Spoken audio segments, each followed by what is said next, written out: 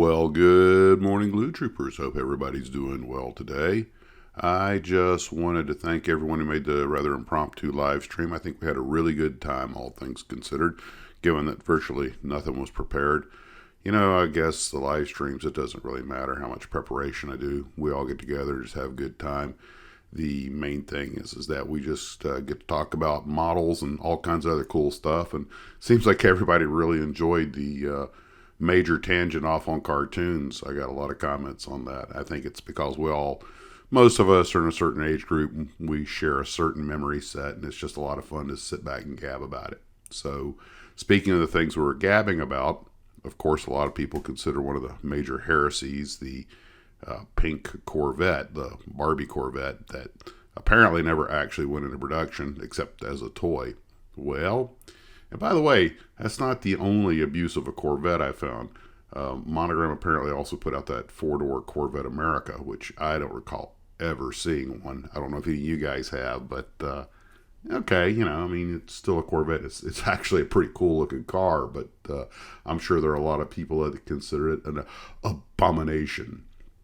Oh, by the way, speaking of cars, I ran the names past the Mrs., and I have to agree with her, because I always do, that I think the one we kind of like best was Cherry Bomb. So maybe that's what it'll go by. I'm going to take Cherry Bomb out for a ride. So we'll see. But anyway, we had some, you guys are a really creative bunch, because some really great names came up almost, you guys came up with it off the cuff. That's impressive. Had a lot of fun with that. Max Stang, Cherry Bomb, a lot of cool stuff. But anyway, getting back to the cars, somebody emailed me, and I won't give their name out to prevent abuse, but they were talking about the pink Vet, and they were like, and I no, don't go there. They said, well, Aston Martin made the DB5, and I was like, no, don't do it. He's, what about a pink DB5, a Jane Bond DB5? I'm like, and I know there's some Aston Martin fans out there that may not see the humor in that, but you get right down to it. Some of the DB5s were, a light shade of red, and Aurora even put out a DB4 that was a medium light red, and it's just a little bit of shading, and poof, there you go. Although, I don't know, Pink Cadillac is something, it's a song and everything, and people look at it and just go, oh yeah, it's cool, Pink Cadillac. And I've been to the Elvis Museum. I've seen his mom's pink Cadillac. But, of course, that's not a muscle car. You start talking about taking a, hot rod and painting it pink, and all of a sudden a lot of the hot rod fans are wigging out. But I've seen wilder colors on cars. I'm sure we all have.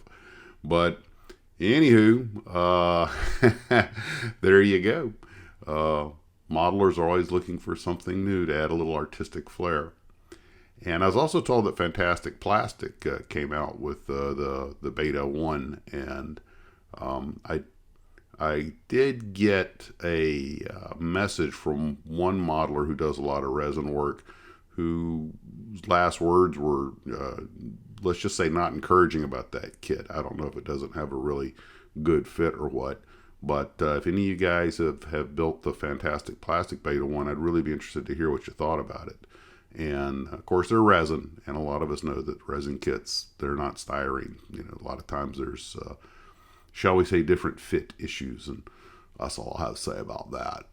But anywho, that's just what was on my mind this morning. I might try to take a couple little kits with me for a road build on this trip, just in case I have some time. And this is the only video I'm going to put out until probably after Wednesday, unless I am able to do a road build, maybe put out a quick road video. It'll be something small and quick. But that's where we're at for now, guys. Once again, I want to thank everyone for making the live stream. Hope you're having a great day. And as always, model on.